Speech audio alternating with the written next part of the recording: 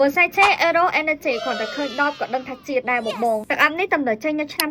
2024នេះដែលជាទឹកអប់ចេញចុងក្រោយគេនៅ line Aero របស់ brand Versace សម្រាប់ការ design ដបគេគឺនៅតែដែរខុសតែពណ៌ឯងប៉ុន្តែពណ៌នេះគឺស្អាតសាហាវចេញមកលក្ខណៈហុងស៊ុយហ្មងណាអ្នកនរគ្នាចុះសម្រាប់ក្លិនទឹកអប់នេះគឺខ្ញុំបានតែហើយឯងនិយាយតាមត្រង់ទៅពេលដែលខ្ញុំបានហិតវាដំបូងខ្ញុំគិតថាវារៀងសាមញ្ញវារៀង simple ចេញមកវាអត់លេចធ្លោដូច Aero ផ្សេងណាអ្នកនរគ្នាប៉ុន្តែពេលដែលខ្ញុំព្យាយាមទទួលយកវាខ្ញុំហិតវាម្ដងទៀតខ្ញុំ surprise មែនតើដោយសារតែខ្ញុំកាន់តែហិតគឺកាន់តែញៀនហ្មងហើយក្លិននេះចេញមកគឺអត់កពុលអីញ៉ៃញ៉ៃលាយក្លិនផ្អែមលាយក្លិនឈើអីញ៉ៃញ៉ៃច្រើននេះក្លិនវាគឺក្រូចប្រហើរតែឈ្ងុយខ្លាំងក្លិននេះចេញមកលក្ខណៈស្រស់ស្រាយបែបក្រូចណាអ្នកនរគ្នាហើយក្រូចនឹងគឺមានច្រើនប្រភេទមែនតើចាំខ្ញុំដាក់លើ screen ហ្នឹងតែសម្រាប់ក្លិននេះគឺខ្ញុំគិតថាល្អមែនតើសម្រាប់បងដែលគាត់ចូលចិត្តក្លិនមួយច្បាស់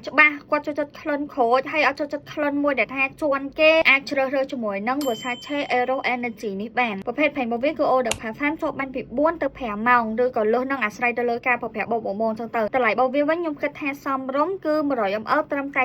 $79ទេ free ដឹកណាអ្នកនរគ្នាចឹងបងចង់បានទឹកអប់នេះអាចតាក់ទង page Alphaman បាន